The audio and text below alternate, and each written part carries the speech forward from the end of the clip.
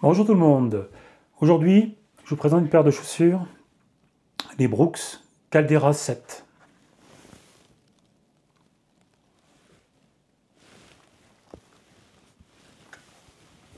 Alors c'est pas les Cascadia, hein. Elles sont très connues les Cascadia, celles-là beaucoup moins. Autant les Cascadia, je vais les positionner dans un peu le créneau de la polyvalence, on peut à peu près tout faire avec. Celles-là, les Caldera, elles sont plutôt destinées aux longues distances.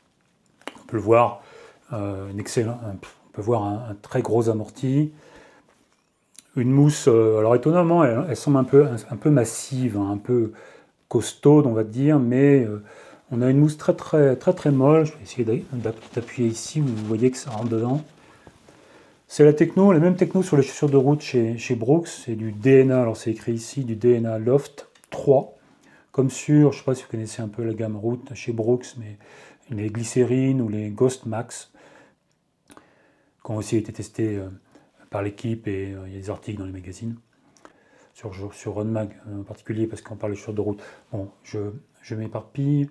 Je connais bien cette chaussure parce que j'ai couru pas mal avec la version précédente, la 6, que j'ai aussi ici. Alors visuellement, elles semblent assez différentes, hein. La 6 était beaucoup plus épurée que la 7 qui a un look plus robuste, plus tout-terrain. En fait, c'est à peu près les mêmes chaussures, hein. Même s'il y a des différences. En particulier au niveau de la mousse, qui semble, que je trouve plus molle, plus moelleuse, plus molle sur la 7. Et aussi au niveau de la croche, en tout cas les crampons, hein, qui sont sur la gauche, là, la 7 plus espacée et plus agressive, je trouve. Il faudra voir ce que ça donne sur le terrain, hein. Juste après, je vous mets des images. Alors qu'est-ce que je peux vous dire, comme sur la version précédente aussi, on a un petit scratch pour accrocher des guêtres, des petits passants pour les lacets. Ça c'est toujours très bien, ça devrait être sur toutes les chaussures, hein. Je ne pense pas que c'est un coût énorme, mais c'est surtout très pratique. Beaucoup de protection quand même sur l'avant, une tige assez classique, bien à l'arrière une coque talonnière ouais, bien présente, avec pas mal de protection. C'est une chaussure qui pèse relativement peu pour la catégorie, parce qu'on a quand même une grosse semelle, hein. Je pense qu'il y a au moins 35 mm de stack. Il y a un petit effet baquet, hein. Faut pas se faire avoir par ça. Ce qui devrait donner un peu de maintien, parce que la chaussure est quand même haute.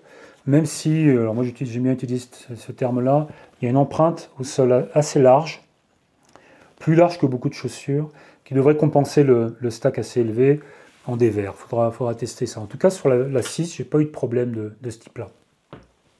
Le drop, c'est 6 mm. Maintenant, ça devient standard, hein. Ça devrait convenir. Ça devrait convenir à peu près. Ça devrait convenir à peu près pas mal de monde, hein, sauf peut-être les ayatollahs du zéro drop. On a un prix qui est plutôt assez contenu, je trouve, hein. Vous allez trouver que c'est cher, mais 150 €. C'est un petit peu moins que la concurrence, hein, si vous regardez les Mafate Speed ou des Genesis. Alors c'est pas tout à fait la même gamme, mais si les Mafate Speed, on est dans la même catégorie. 150 €, sachant que voilà, à la fin d'année, vous les trouverez sans doute à 120 €. On est dans cette gamme de prix là. Alors il n'y a pas de plaque de protection dessous. Plaque de protection qui permet en général d'éviter de se prendre des cailloux, mais vu la hauteur de la mousse ici, ça devrait aller. Je vais faire un essai, surtout pour essayer d'évaluer les différences avec l'ancien modèle. Je dis, je sais pas, j'ai couru avec sur l'OCC l'année dernière et pas mal en entraînement. Non, sur le marathon du Mont Blanc. Bon, c'est une chaussure que je connais bien, que j'apprécie. Je vais voir ce que ça va donner sur le terrain. Allez, direction les sentiers. Allez, c'est parti pour le test des Brooks Caldera 7. Bon, je retrouve à peu près les mêmes sensations que sur les 6, hein. Le plus étonnant sur cette chaussure, c'est qu'elles sont très hautes. Vous avez vu le stack, hein, mais il y a un très bon maintien. En dévers, ça tient, ça passe. Le seul problème éventuellement, c'est que si vous partez, si votre cheville lâche, on va dire, le pied ne va pas glisser dans la chaussure, il est maintenu et ça peut accentuer le risque d'entorse. Sur le compromis à trouver entre maintien du pied en dévers et de manière générale, et un peu de latitude pour que le pied puisse jouer dans la chaussure et compenser un départ en entorse. Voilà, je vais vous montrer un peu de près les chaussures en sautillant avec. On voit ici que l'amorti est vraiment très présent, la mousse est molle. Bon, l'accroche est top, hein. Moi j'aime bien le compromis crampon, il doit y avoir 3 ou 4 mm. Les crampons sont assez espacés comme vous pouvez le voir ici. Et bon, évidemment dans la terre très, très grasse, ça ira pas, hein, comme rarement d'ailleurs. Mais bon, pour rien vous cacher, je suis pas allé très loin dans le test, hein. J'ai fait que 2 footings avec, mais c'est pas son point faible. Moi, j'aime beaucoup cette chaussure et je pense que je vais la réutiliser cette année. Probablement après pas, voire pour l'objectif de cet été qui est la TDS. En tout cas en chaussures de secours à la base de vie pour avoir quelque chose de vraiment confort.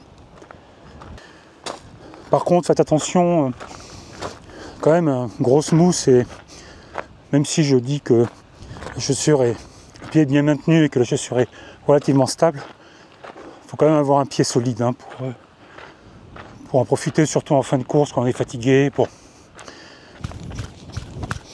Évidemment, c'est pas une chaussure pour faire du cross, hein, ou des 20 bornes ou des 30 bornes. Le chausson est plutôt large, hein, à l'avant on a de la place.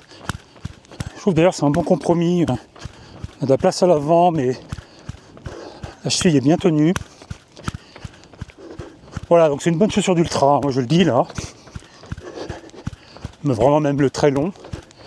L'amorti est reposant. Bon, vous l'avez compris, hein, j'aime la chaussure. J'aimais bien la 6. Je voulais voir ce que ça donnait sur la 7. Ça se vaut. Hein. Peut-être même un meilleur amorti et il y a plus de stabilité sur cette V7. Alors je parle des produits que j'aime, hein, de toute façon. En général, un produit que j'aime pas, j'en parle pas, c'est pas la peine de le défoncer pour rien. Je mets en avant ce que j'ai aimé sur le marché.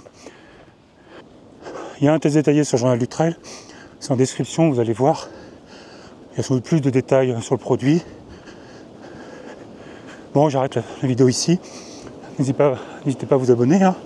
Si vous avez le matos, vous serez servi sur la chaîne. Mettez un petit commentaire et puis cliquez sur la cloche. Allez, à plus tard.